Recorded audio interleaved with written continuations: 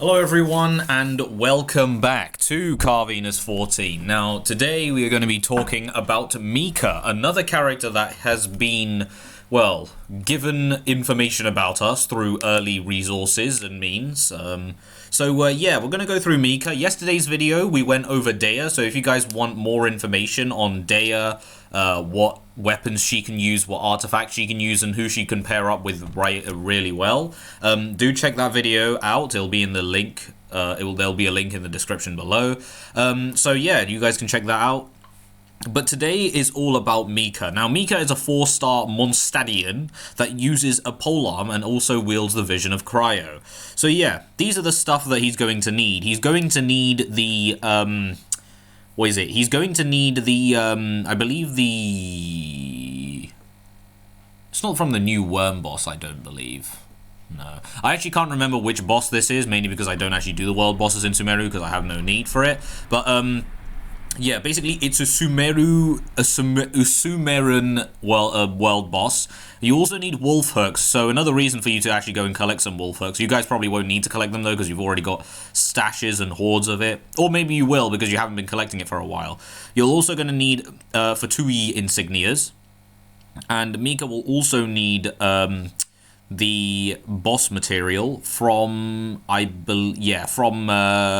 Scaramouche's boss battle. So yeah. He also requires the ballad books, I believe. Yeah, they are the ballad books. So, yeah. Now, as for what he ascends with, he ascends with bonus HP, so another supportive type of unit, up to 24%. His max HP is 12,506, so it's not ridiculously high, but I mean, to be fair, for a 4-star, that's actually not too bad. So, yeah, for a 4-star, that's actually pretty good. 169 attack, which obviously is ridiculously low, even for a 4-star, but it makes sense, to be fair, so yeah. And this is his normal attacks. He obviously does up to 5 consecutive strikes, and he uses a crossbow as well, it would seem. Look, he uses a crossbow. So he uses a catalyst in his splash art. He uses a spear as well as a gun in his gameplay. He's probably the most diversifying, versatile man you've ever seen in this game, not gonna lie. But yeah, his attack multipliers don't seem ridiculously high, to be fair. Yeah, but then again, that would make sense, because, you know, he's not really a main DPS. But anyway, moving on to his support kit. This is called the Star Frost Swirl, so his elemental skill. Mika uses his crossbow to attack, granting nearby active characters in your party the Soul Wind buff. This increases their attack speed. Oh, okay, so Soul Wind basically gives your characters faster attack speed, so... Another person to make your attack speeds even faster, maybe could be paired quite well with Ayato, who knows. This will take effect in different ways if tapped or held. So the tap version fires a flow frost arrow that can pierce through opponents, dealing cryo damage to enemies it comes into contact with. The hold version goes into aiming mode, locking onto an opponent and firing rim star flares at them, dealing cryo damage. When the rim star flare hits, it will rise before exploding, launching rim star shards into a maximum of 3 other opponents, dealing cryo damage. So basically, the whole version, you just shoot at an opponent and it goes through them in a straight line. Whereas the hold variation, it's basically like Garnyu's charge attack. So as soon as it hits something, it will rise up and then basically it will explode, and then it will fire off some like homing missiles into 3 other opponents, and that will also deal cryo damage. So yeah. That's basically the way that the elemental skill works. You can probably tell, yeah, look at it. Like, it doesn't have a very high multiplier in terms of damage, right? It's decent, but it's not amazingly high. Level 6 is like 72, level 8 is 82, and level 10 is 93. And then from the held version, you have 85 at, no, you have 90 at level 6, 103 at level 8, and 116 at level 16. 116 at level 10, sorry. Yeah. And this is the rim star shard damage from the held variation. Level 6 is 27, level 8 is 31, and level 10 is 34. So yeah. You probably don't want to use the hold variation too much, but just to apply cryo realistically. Yeah. The attack speed bonus you get will go from 13% all the way to 22%, but most likely Most people will probably stop at either 18% at level 6, 20% at level 8, or they might even take it all the way up to 22% at level 10. Yeah. The Soul Wind duration is 12 seconds. Oh, so no matter what version you use, you'll get the buff for the exact same 12 seconds, and the cooldown is going to be for 15 seconds. So the way I feel as though you might want to use this is you want to use the tap variation on, like, not many opponents, and you want to use the hold variation against many opponents. That basically makes it seem as though that's the way you want to go, because it doesn't really do a load of damage to either of the skills, so you can kind of interchange them. Yeah. And this is the Sky Feather Song. Derives the ability to spur his teammates on from the recited prayers of the Knightly Order, regenerating HP for all party members. Okay, so he's a healer, it would seem. This healing is based off of Mika's max HP, hence why the HP Ascension stat scaling, and will grant them the Eagle Plume state. The Eagle Plume. When the normal attacks of characters affected by Eagle Plume hit an opponent, Mika will help them regenerate HP based on his max HP. Okay, so basically it's like Chi-Chi as well as Jean's passive, as well as Barbara's passive, where whenever they do a normal attack or something, they'll basically heal everyone. Not everyone in your party. It's Mika can heal people every time they do attacks, but it's only the person that is doing the attack. So he can't heal. So let's say you're the Traveler and you're attacking with the Eagle Plume. Only the Traveler will heal every time he does a normal attack, not the entire party. So yeah, basically like lifesteal effectively. Characters affected this way of state can only regenerate HP in this way once per short interval of time. So there is a time limit basically. It's not every single attack like Jean as well as Barbara as well as Chi-Chi. So yeah. And as for the healing, regeneration upon use. So the regeneration upon use. So it seems as though, guys, the way that Mika's healing is that Mika doesn't actually have a set interval of healing. Like, you know how all the healers in the game basically have a set healing amount per interval. Like, Bennett can heal every 1 second. Chi-Chi can heal every 2 seconds or 1.5 seconds. Barbara's every 2 seconds. Diona's every 2 seconds as well. Stuff like that. Mika's interval is basically every time they do a normal attack, right? With an internal cooldown, of course. So there isn't a set time, but it's every time they do a normal attack. Yeah. So you heal once whenever you regenerate on use, right? And it's at level 6, it's like 17% of his max HP plus 1,855. Level 8 is 19% of his max HP plus a flat 2,197. And then at level 10 is 21% of his max HP plus 2,578 as a flat amount. And then this is the Eagle Plume regeneration. So this is basically every time your active character hits an opponent. So at level 6 is 3.4% plus 370 flat amount. Level 8 is 389% plus a flat amount of 438. And then level 10 is 438% of his max HP. That'd be ridiculous. 4.38% plus 514.74 flat amount. Not bad. The Eagle Plume regeneration interval. Oh, it's 2.5 seconds. So basically, guys, think of his healing as basically he can heal his interval healing is basically the exact same as Barbara as well as Diona, I believe, which does make sense because it seems as though the 4 stars do have a longer interval between healing, whereas the 5 stars do have a lower interval between healing. So the 5-star healers are better.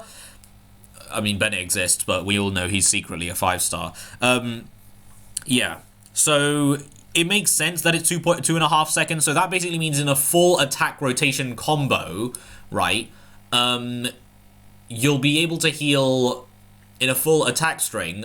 Most likely you'll be able to heal 1 to 2, maybe even 3 healing ticks. Yeah. If you're a Claymore user, though, there's a chance that you could get more healing off because of how slow your attacks are. So Mika could pair really well with Claymore users because they could make the most out of their entire attack rotation because they will be able to, theoretically, they should be able to heal off of every attack depending on how slow they are. So yeah. It lasts for 15 seconds as well. So basically 2.5, right? So 15 divided by 2.5. So that is effectively, well, think of it this way. 25 multiplied by 4 is 100. So 25 multiplied by 6 is 150. So that basically means 2.5 multiplied by 6 is 15. So that effectively means that you should be able to get, theoretically, if, I mean, obviously, if this whole, if you actually attack once, right? Actually, no, even if you don't attack once, no, sorry, ignore that last comment. But basically, you'll be able to heal 6 instances before you actually stop healing from this altogether. So there's the initial heal, right? So 1 plus the next 6. So altogether, you'll be able to heal 7 times during the entire burst rotation, during the entire burst duration. Yeah. It has a cooldown of 18 seconds as well. So it's up for 15 seconds, but then it'll be back again in like 3 seconds time, I believe. It's on a very short cooldown if that's the case. Although I don't actually know if the actual... No, it will start as soon as you use the burst, yeah. So there's only a 3-second downtime, actually. So, yeah, you can basically have like an 85/90% uptime on this burst. And it's on a 70 energy cost. So it's pretty hefty, but not ridiculously high. Yeah, that's not too bad. So his burst is basically a heal, and his elemental skill is basically an attack speed steroid. Not bad, not bad. And these are his passives, guys. So the first one is the overworld passive, or the, you know, the open world, non-combat related passive, however you want to call it. So, Demasation.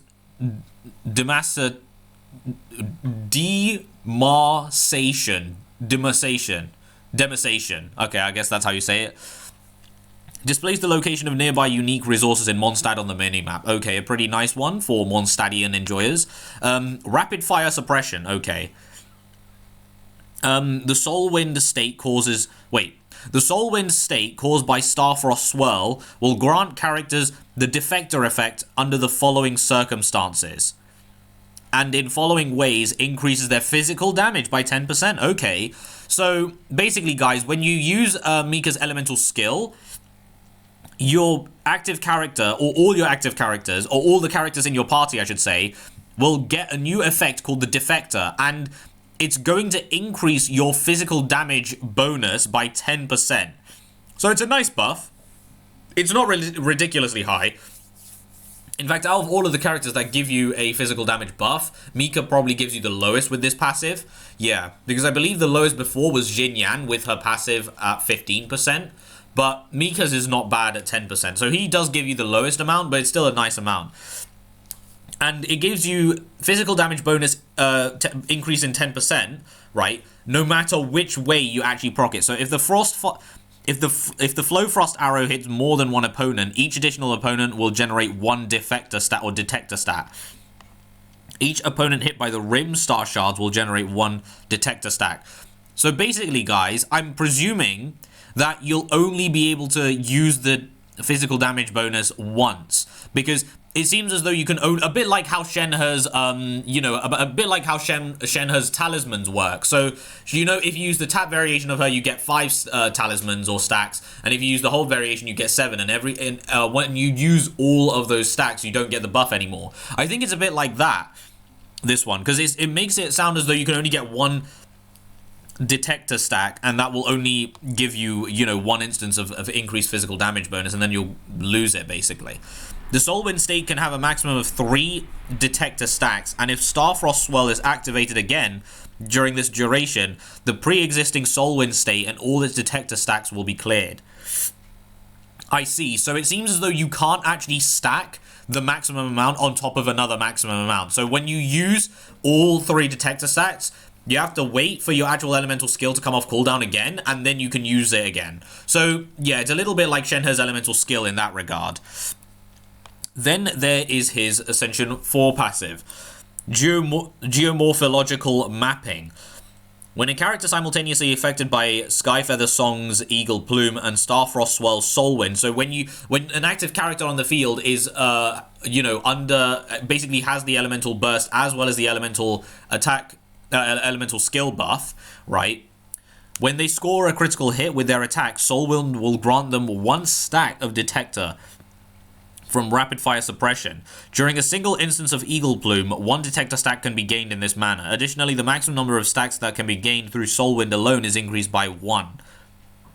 And it requires the Ascension 1 passive to be unlocked. I mean, that's pretty obvious. But yeah, So basically, guys, what this does is this increases the number of stacks by 1. So you'll go from 3 to 1, and you can gain an extra stack during your elemental burst if you have both your elemental burst as well as your elemental skill activated, right? So yeah, you can basically get an extra instance of damage. So it seems as though Mika will work really well with characters that can utilize this within their full burst within their full normal attack rotation. So it makes it sound as though, especially with the long intervals of the actual cooldown, it seems as though he's really good with Claymore users.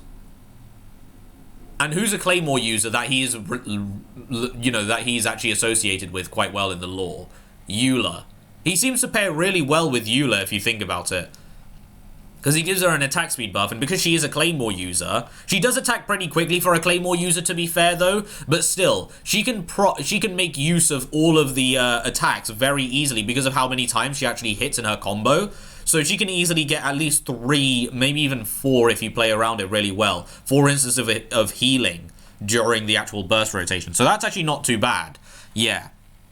And now, time for Mika's constellation. So, C1, contingency factor. The Soulwind state of Starfrost Swell can decrease the healing interval between the instances called by Skyfeather Song Eagle Plume state. The decreased percentage is equal to the attack speed increase provided by Soulwind.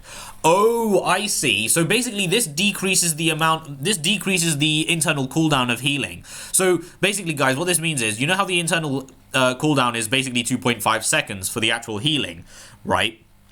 If you have this constellation, it will decrease the actual interval, right, equal to the actual attack speed provided by the elemental skill. So let's say you use your burst and then you use your elemental skill, right? Let's say you have your elemental skill at the level 18.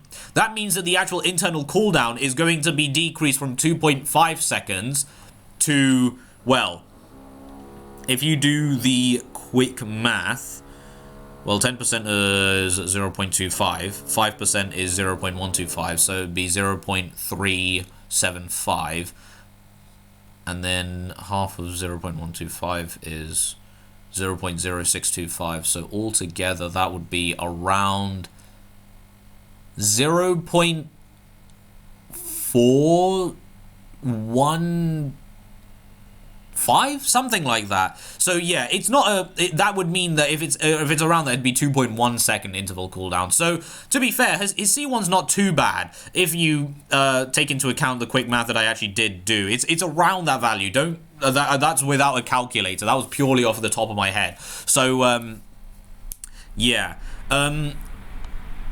Yeah, so honestly, it's not a massive buff if you think about it.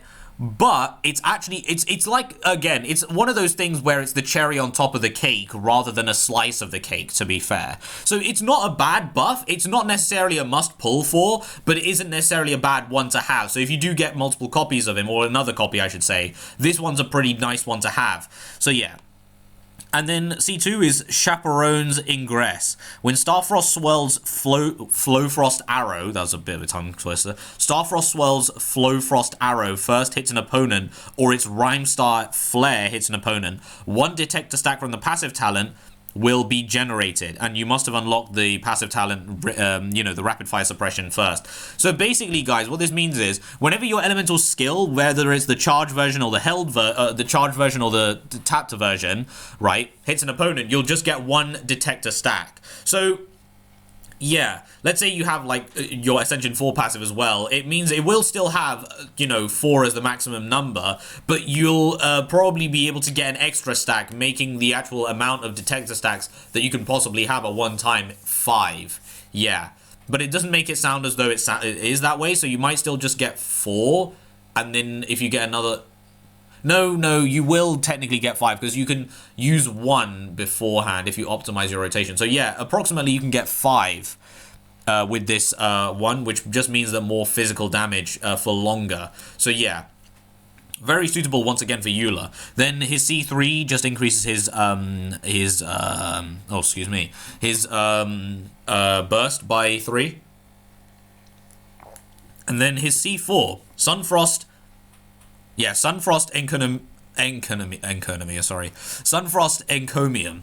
When Mika's own Sky Feather Song's Eagle Plume state heals other party members, this will restore 3 energy to Mika. This form of energy restoration can occur 5 times during the Eagle Plume state, created by 1 use of the Skyfrost Nail. Okay, that's actually really good. That's solid, because this means that if you do have a C4, Mika will be, basically when the burst ends, he will have 15 energy in his pool already. Like, that's guaranteed to be there. And if you have a decent amount of energy recharge on Mika, then you never know. That could be, you know, like a lot more energy, like maybe even, you know, 40, 50 even, depending on how much energy recharge you have. So yeah, this basically makes it sound as though with his C4, it's possible that you can actually have Mika's energy reserves up to full when you're during the 3-second downtime, because his burst lasts for 15 seconds and it's on an 18-second cooldown, so there's a 3-second downtime. So his C4 is actually pretty good, especially for like for a healer. This is really good because he can get his healing back up a lot more often. Yeah. And then his C5 single arrow increases his elemental skill by 3. And then his C6. The maximum number of detector stats that Starfrost Swirl Soulwind can gain is increased by 1. So basically you can have a maximum of 5 stacks now, meaning pair it with this one, you can get up to 6 detector stacks. Yeah, that's quite a bit. You need to have unlocked the passive talent Rapid Fire Suppression first. Additionally, characters affected by Soulwind will deal 60% more physical crit damage. Holy God. Okay, his C6 sounds a little bit busted. A little bit. A ridiculously amount busted. Because basically, guys, if you didn't know, his C6 is effectively like Kujo-Sara's C6. But Kujo-Sara gives 60% electro crit damage, but Mika's C6 gives 60% physical crit damage. Yeah. Now, do keep in mind that this is only physical crit damage, not physical damage flat out. So, only when you crit will you get the buff of this. So, you will need a decent amount of crit rate in order to make this C6 consistent. But, even if you don't have too much crit rate, like if you have about 50% or 55%, that's still a pretty decent amount, if you think about it. And you can also increase the amount of detector stacks that you get by 1. So your physical damage increased by 10%, where the passive is here, right? That's going to be up a lot more often. So basically, it seems as though Mika, from the way that his kit works, is he's a very, very, very good buffer for physical units. He's paired really well with physical units. However, if you don't have Mika C6, the only buff that he gives you is, like I said, that 10%, as well as the attack speed. Now, in my eyes, that's actually not a bad thing. It's actually a good thing, if anything, because it makes Mika universal. I mean, at the end of the day, 10% physical damage increase isn't really a lot if you think about it, guys. So you could effectively put Mika on, let's say, Ayaka, right? And even though Mika will be increasing her attack speed as well as the physical damage bonus, you're not going to miss out on too much because it's only 10% you're missing out on. So, to be fair, I think that Mika, before C6, is a very, very solid universal support. Especially for units that actually, you know, that actually do require off of like a lifesteal-ish kind of mechanic, like Zhao, or, actually, does it proc off of only normal attacks, the healing? It is only off of normal attacks. So Zhao's not a brilliant one, but maybe someone like Chino, unless Chino doesn't actually lose health. I mean, I went through a video on him and I literally forgotten what he does. But basically what I'm saying, guys, is he's a very solid healer that has a lifesteal-ish kind of aspect because of the way that his elemental skill works. So overall, what would I say that he fits the bill for? Well, he's a physical damage unit buffer, but he's also a universal attack speed increaser as well as a healer. So obviously, who loves attack speed in this game? A lot. Ayato, because he can actually get more attacks during his elemental skill because of it. So he's pretty good paired with Ayato. He's also really good paired with basically anyone, really. But we'll get onto his actual partners in a bit. We'll move on to his actual best weapons now, actually. So, as you all know, he is a polearm user, so we need a correct polearm to use for him. And as we all know, he is a HP scaler, and obviously that means that the Black Tassel is going to be a brilliant option on him because it just increases the amount of healing that he can do. So this just gives him more healing, basically. Now, it also sounds as though you want a nice amount of energy recharge on him because of the fact that, you know, he he has an energy cost of 70, so having a little bit of energy recharge on him is pretty nice. So something like, I wouldn't necessarily say the prototype Star Glitter is a brilliant option on him because it does give you a decent amount of energy recharge, although I think it might be a little bit too much energy recharge, but you can never have too much energy recharge, to be fair. So you honestly could go with the prototype Star Glitter, especially if you don't have any other energy recharge polearm.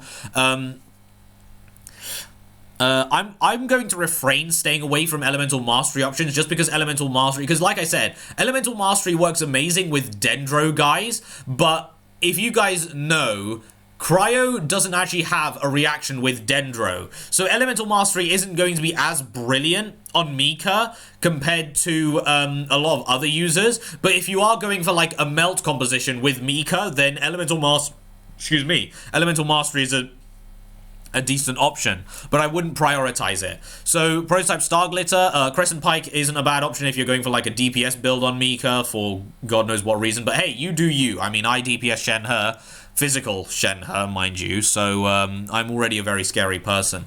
Yeah. Now, Blackcliff Pole, again, if you are going for a DPS build on Mika, go ahead. Deathmatch, if you are going, again, for another DPS. All the DPS weapons on Mika would work perfectly. The Lithic Spear, if you are going for the Lithic Spear on Mika, making a Liu Weiyan team would work really well for another DPS build. Favonius Lance, like I said, this is going to be a brilliant option on him. In fact, I think this is probably going to be, the Favonius Lance will probably be the best option that Mika actually has. Energy recharge wise, Mika's best option is most likely going to be the Favonius Lance. And then his second best option, if you just want more healing, you go with Black Tassel. Yeah. The Dragon Spine Spear, you could use this as a physical DPS build for, Mika, because of the fact that it gives you so much physical damage bonus, 69% I believe it is. If it actually clicks on it. Yeah, 69%. It's a lot. But like I said, the Dragon Spine Spear is kind of a really bad weapon, honestly. I wouldn't really recommend it. But yeah, you do you if you want to. Contain Cross Spear, it's not really a brilliant choice on Mika because it increases the elemental skill damage, and Mika's elemental skill doesn't really deal a lot of damage, and like I said, he's mainly just there to buff. You don't really want to prioritize his damage a lot if you're going for a supportive build, so yeah. The catch, I mean, for the energy recharge, it's nice, but the thing is Mika's elemental burst doesn't actually do any damage. If you can actually tell from the scaling guys, it doesn't actually deal any type of damage. Look, there's no damage multipliers on this or anything. It's a bit like Barbara's burst in that case. Yeah. So the catch isn't really a brilliant option on him, but if you don't have any other energy recharge weapons, you may as well use the catch. The Wave Breaker's Fin, once again, this is more for like a damage type of supportive item, so I wouldn't really recommend it. The Moon Piercer is once again for, Dendro reactions, so it's not really brilliant on Mika because obviously he can't do any Dendro reactions. The Missive Wind Spear is, again, it's not really a brilliant option on Mika because it prioritizes his damage, like his supportive damage capabilities rather than his DPS damage capability, so I wouldn't really recommend this for him. And as for the supportive options, I mean, the 5 stars, they're all brilliant on him if you're going for like a DPS build. Staff Homer is broken beyond compare, and it still is. Skyward Spine is actually a really decent option on Mika, especially if you're going for like a DPS/supportive route. If you want to go for like a hybrid sub-DPS build on Mika, or like a main DPS Mika that can actually still support his entire team as well as himself, Skyward Spear is a really good option. Vortex Vanquisher is completely useless on him, so don't use that. Primordial Jadewing Spear, again, is really good for his DPS. Calamity Queller, it's not really brilliant on him, so I wouldn't recommend using it. Engulfing Lightning is also not a bad option for the energy recharge it gives, but it basically gives you increased attack based off the amount of energy recharge. So you could honestly go down the Engulfing Lightning Emblem of Severed Fate route, honestly. Like Emblem of Severed Fate. I mean, 2-piece Emblem of Severed Fate, not the full 4-piece, because the 4-piece is kind of useless. But, Yeah, like I said, his burst doesn't actually deal any damage. So the Engulfing Lightning isn't a brilliant option, but it does give you the energy recharge that you need. So it's a pretty good stat stick. The Staff of Scarlet Sands is a really good option if you do go for a, if you do need more critical rate. But like I said, guys, this is more of like a elemental mastery slash attack percent, buffer thing. So it's a good stat stick, but the entire weapon isn't ideal. So yeah. Those are the weapons. So in short, his best weapon is no doubt, in my opinion, Favonius Lance. But if you already have all the energy recharge in the world and you just want more healing, then Black Tassel. That's basically the main options that you really have. So yeah. Now moving on to the artifact sets, I should say.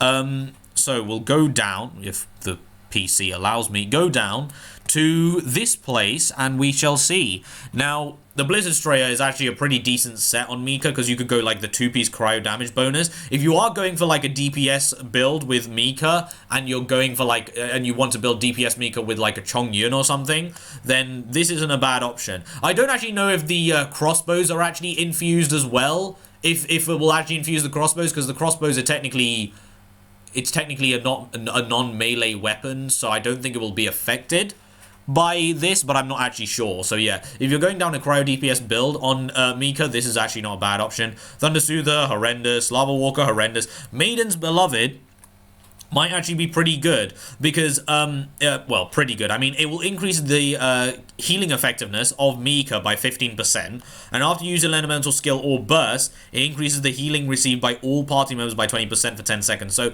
this was made for Barbara, but Mika can use this, especially just the bit that it says Elemental Burst. Your healing is going to be pretty nice for your Elemental Burst. So if you do want more healing, the Maiden's Beloved is also there. But would I really farm this set specifically for Mika? Probably not, because there are other sets out there that are really better on Mika, just decent options. And you can mix two sets, and I think you might find more worth that way. Gladiator's Finale, if you're going for a DPS build on him, yeah, sure. Viridescent Veneer doesn't work on him. Wanderer's Troop, like I said, if you're going for like a melt, the 2-piece could work, but definitely not the 4-piece. So, yeah.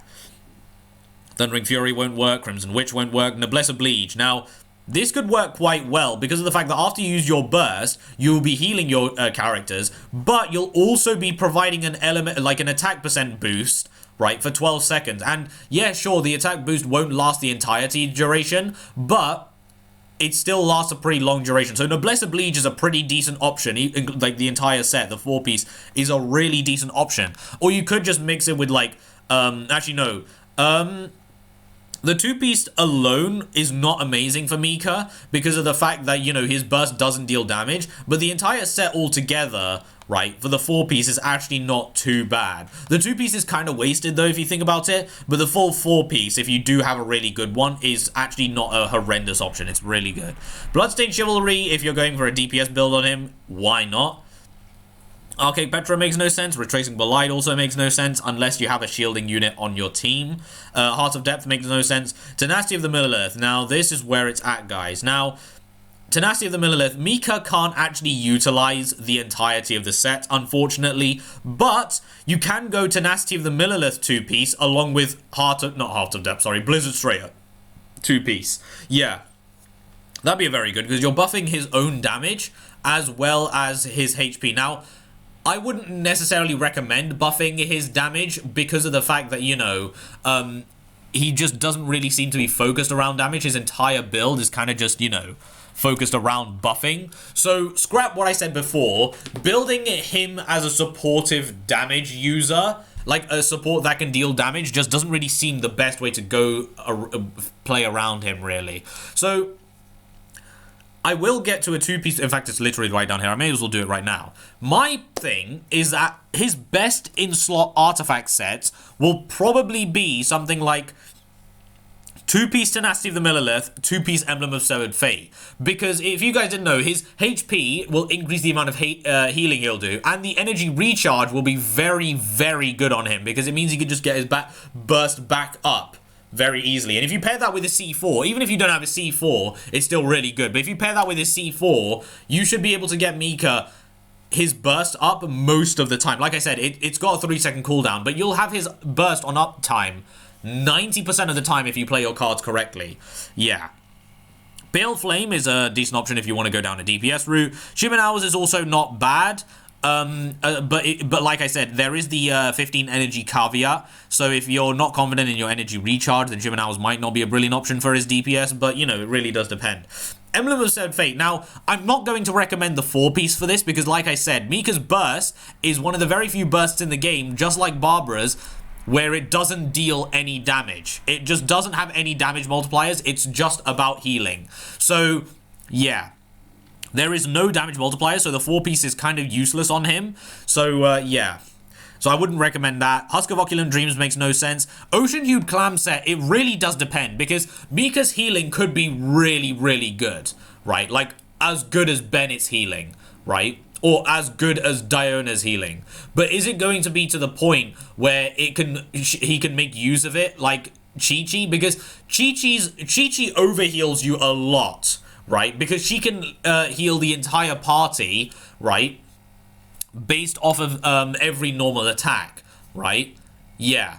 And if you aren't using Chi-Chi as a normal DPS, her elemental skill just heals you for a lot anyway because of the multipliers that it has. So because Mika's a 4-star, his healing isn't as brilliant as Chi-Chi's. So Ocean Hued Clam might not be a brilliant option on him because he might not be able to overheal you as well as Chi-Chi or as Jean or as Barbara or as Kokomi. But it's an option nonetheless. Like, you could honestly just go 2-piece Ocean Hued Clam, 2-piece Maiden's Beloved for like 30% increased healing bonus, right? And that'd be a pretty decent option. But the 4-piece, like I said, it really depends on how amazing his healing is going to be in game, because it's one thing to know the numbers, but it's another thing to know about it in practical use. So yeah. Vermilion Hereafter makes no sense on him, unless you go for like a 2-piece attack percent, 2-piece attack percent, or 2-piece attack percent, 2-piece cryo, but you don't want to be building him as a supportive damage dealer. Echoes of an Offering is unreliable, so you either love it or you hate it. Deepwood Memory makes no sense. Gilded Dreams also makes no sense. Desert Pavilion makes no sense. And Flowers of Lost Paradise also makes no sense. So basically, guys, to wrap up the artifact section, I believe his best artifact set is going to be 2-piece Tenacity of the Miller, 2-piece Emblem of Severed Fate, or you could go 4-piece Noblesse Oblige. But do keep in mind that the 2-piece is kind of wasted on him, but the 4-piece definitely does make up for it. So it really does depend on what you want to go down. Now, back to the characters. So, we all know that Mika is a cryo unit. So, pairing him with another cryo unit like Eula's going to be his best partner because he buffs physical damage and he gives her attack percent increase, and she's also cryo. So, that just means you can pair Mika up with literally Eula. And you'll also get the Cryo Resonance as well, which, if you guys don't remember, in the last video I went over it, but the Cryo Resonance basically increases your crit rate towards opponents affected by Cryo. And both Eula as well as Mika can apply Cryo not amazingly well, but they can both cover for their lack of cryo application-ness, if that makes any sense. So Mika would pair really well with Eula. He can also, because he's a physical damage buffer, he can basically pair well with literally any physical carry. In fact, he could pair really well with a long-lost, forgotten friend of ours, Razor, whom, believe it or not, I actually still don't have Razor to this day, and I've been playing since the first day of Genshin Impact. Yep, since 2020, I've been playing Genshin Impact, and I still do not have Razor. I know, it's ridiculous. But yeah, he's one of the very few starter characters in the game that I actually don't... In fact, I think he's the only starter character that I don't actually have. But yeah, he pairs really well with Razor.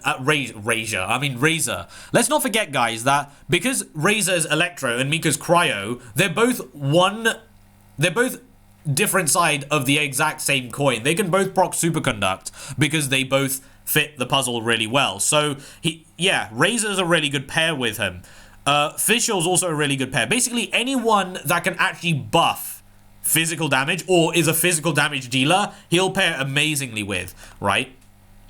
He's also pretty decent with Ayato as well because of the attack speed buff. Ayato could be really good with Mika, and if you do want to increase Mika's healing, you might want to go someone like Ayato, Jingtree, and then Mika, and then a Pyro character for like Vaporize, Melt, as well as the Hydro Resonance. So that's a pretty decent team that you could run. But yeah, you could basically run him with Physical Gene, Physical Fischl, Physical Kaya, Physical Eula, obviously, Physical Eula, Physical Shenhe, if I really wanted to, but I probably won't be going for Mika, because it's not really if I fit him into my team, it'll just be diminishing returns, because I've maximized the amount of damage that this team can actually give. The only thing I need to do now is increase Yunjin's burst talents, and I think that will be it. I honestly don't think I can make this team any more powerful, but yeah. That is basically it, guys. Honestly, to sum it all up, Mika's a very universal support. Honestly, because he buffs attack speed, he can work for anyone that wants attack speed, which isn't the entire market of characters, but he still has a pretty good niche that he can fill, right? Not only does he fill a niche, but he also fits the wide market. And if you don't have Mika C6, right, he's a very good universal support, because at the end of the day, he only buffs physical damage by 10%.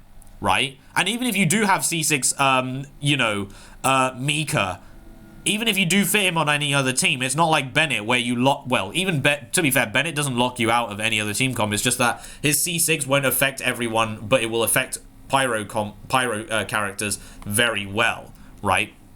Mika's C6 will affect physical characters really well, but you don't lose anything with pairing him with a non-physical carry or someone like that. So Mika covers many niches. Physical damage is becoming a niche, believe it or not, because of the amount of elemental, because of the